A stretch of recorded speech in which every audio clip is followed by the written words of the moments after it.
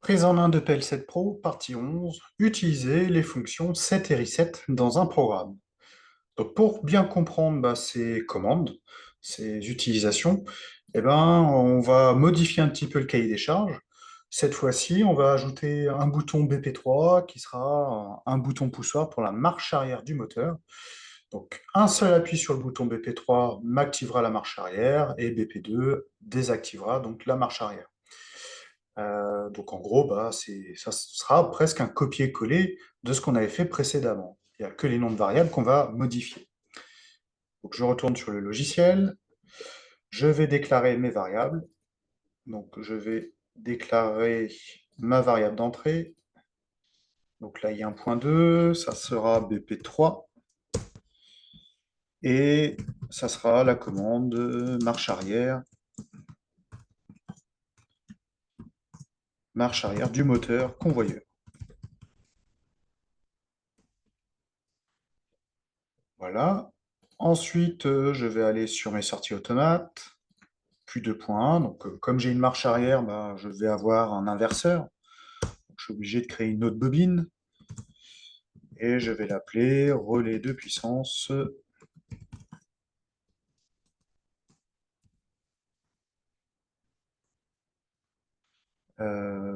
du moteur M1 en arrière. Voilà.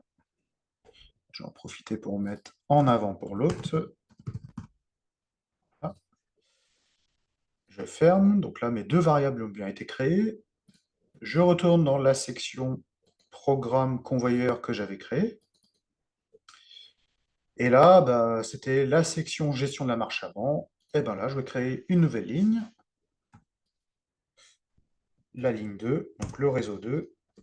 En commentaire, gestion de la marche arrière du moteur. On va rester conforme, mettre du convoyeur. Et sur mes lignes, je vais saisir un contact d'automaintien que je vais appeler BP2, BP3, pardon. Alors là, il me le compte faux. Pourquoi? Eh bien, tout simplement parce que dans les vues, il faut que je mette symbole. Voilà. Donc, je vais mettre BP3. Voilà. En sortie, je vais mettre la sortie KM2 directement. Sauf que là, qu'est-ce que je vais faire? Je vais faire grosso modo un copier-coller de ce que j'avais fait précédemment. En fait, je pourrais très bien remettre mon BP2, le BP3, l'automaintien de KM2 et ma bobine KM2. Sauf que là, je vais le faire un petit peu différemment. Pour le même résultat, je supprime la bobine classique et dans la barre d'outils, j'ai une commande, la commande F11. Donc c'est une bobine d'enclenchement. C'est une bobine avec un S à l'intérieur, S comme pour set, qui va me setter, qui va m'activer, qui va me passer à 1 la bobine et la laisser activer. Je valide. J'en fais une autre modification, pardon, et j'ajoute un bouton BP2 en normalement ouvert, et je vais placer la bobine reset de KM2. KM2, oui, c'est KM2 et pas KM1. Je me suis trompé en haut. Voilà. Et je valide. Donc là, qu'est-ce qui va se passer? J'appuie sur BP3, ça set KM2, KM2 sera actif. J'appuie sur BP2, ça va resetter KM2 et ça va donc arrêter le convoyeur. Je vais transférer le programme, donc du PC vers l'automate cette fois-ci. Voilà, confirmez-vous le transfert de l'application locale vers l'automate, je fais OK. Je vois en bas que ça charge. Ça communique sur l'automate, donc là je suis obligé de le passer en stop. Ça charge.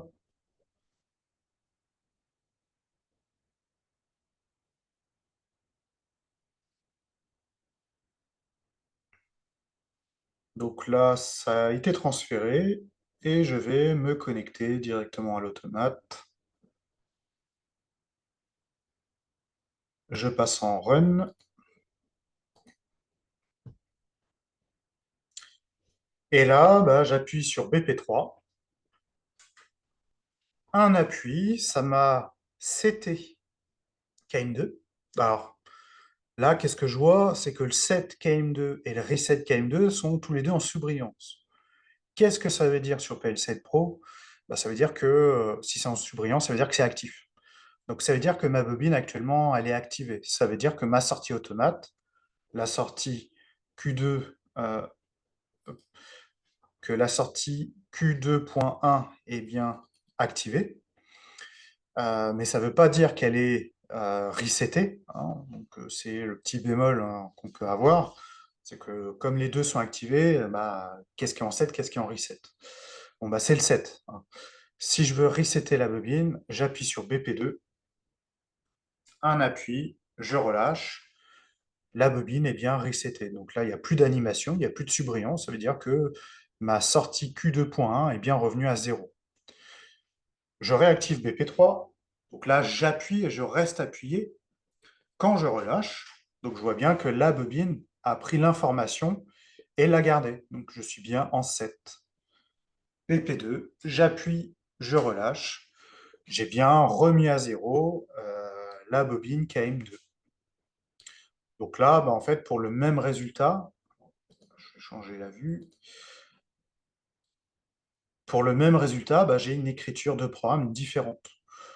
Donc après, sur la plupart des programmes, hein, on va plutôt avoir ce type de configuration-là. Après, voilà, hein, cette écriture-là, bah, c'est comme lire un schéma électrique, hein, de base.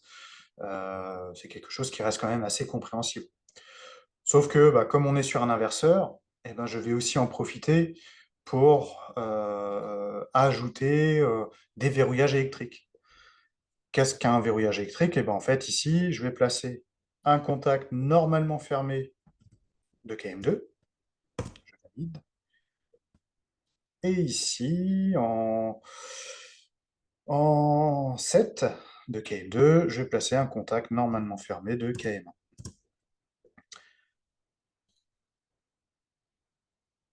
L'intérêt, il est où? Eh ben, comme j'ai affaire à un inverseur, j'ai un verrouillage mécanique et j'adapte aussi un verrouillage programmé. Comme ça, au moins, je suis sûr que sur mon inverseur, je n'aurai pas la marche avant et la marche arrière en même temps. On va tester. Donc là, je suis en train de transférer le programme. Là, quand il y a le petit sablier, il ne faut pas faire d'autres manipulations, sinon ça va mettre en bug le logiciel. Donc j'appuie sur BP1. J'appuie sur BP1. J'appuie sur BP3. Donc là, rien ne se passe. Ah bah oui, normal, là. Je suis pas en run. Voilà. Donc je me fais avoir aussi. Hop. Aléa du direct. Donc je suis en run. J'appuie sur BP1. KM1 est enclenché. J'appuie sur BP3. Je ne peux pas enclencher KM2 parce que j'ai le verrouillage ici qui est programmé.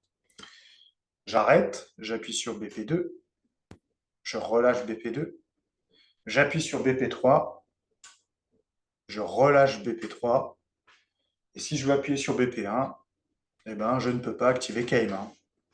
Étant donné que KM2 est actif, bah, son contact ici est aussi ouvert. Donc voilà pour cette partie de set reset. Donc une, une partie que je vous conseille, hein, de réaliser, hein, quand vous faites un programme. Ça permet quand même de simplifier un petit peu plus les choses. Voilà pour cette partie.